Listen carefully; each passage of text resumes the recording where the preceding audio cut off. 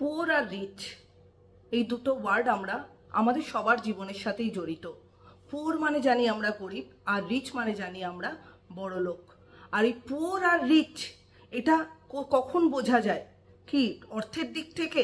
না, আমি অর্থের দিক থেকে বলছি না, আমি বলছি মেন্টালিটির দিক থেকে।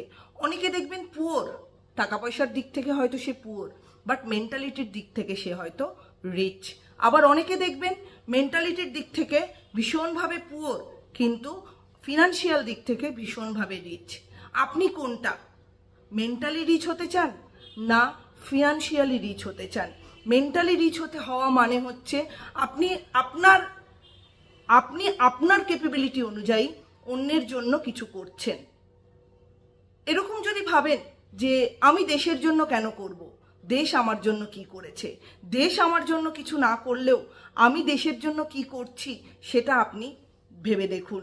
আর এরকম দেখবেন যে আপনি হয়তো অ্যাজ আ ফিনান্সিয়ালি আপনি হয়তো পুয়ার, কিন্তু মেন্টালি আপনি হয়তো রিচ। আপনি হয়তো কাউকে সাহায্য করছেন, বা আপনি হয়তো আপনার দিক থেকে কাউকে কিছু দিচ্ছেন ইকো ফ্রেন্ডলিনেসের জন্য, আপনিও সেটা কিন্তু অন্য জায়গা থেকে রিটার্ন পাবেন। তার কাছ থেকে হয়তো রিটার্ন পাবেন না, কিন্তু অন্য জায়গা থেকে কিন্তু আপনি রিটার্ন ঠিক পাবেন।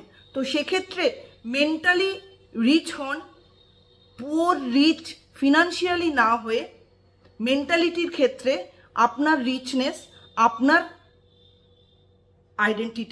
আইডেন্টিফাই হবে।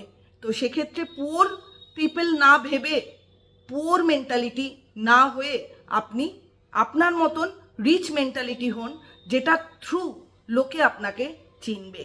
আর লোকে আপনাকে চিনলে আপনার মানসিকতার দরুন আপনি কিন্তু সমাজে একটা জায়গা নিজে স্টাবলিশ করতে পারবেন। কাজেই background shows where you are but mentally shows where you can do।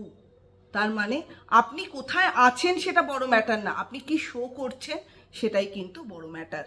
কাজে ভিডিওটা কেমন লাগলো অবশ্যই আমাকে জানাবেন, ভালো লাগলে একটা লাইক অ্যান্ড সাবস্ক্রাইব করে দেবেন।